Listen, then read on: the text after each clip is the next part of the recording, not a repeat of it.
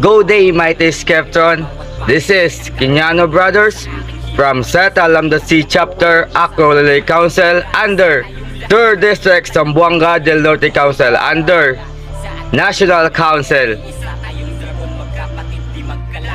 Kumusta ba kayo dyan mga brothers and sisters? Sana okay lang kayo dahil ako ay goods na goods. You know, this is the flexing and day of shoutout.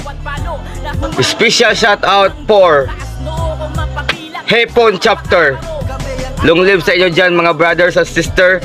Ipapatuloy niyo po ang magandang nasimulan from Caloocan Municipal Council. Long live brothers, long live.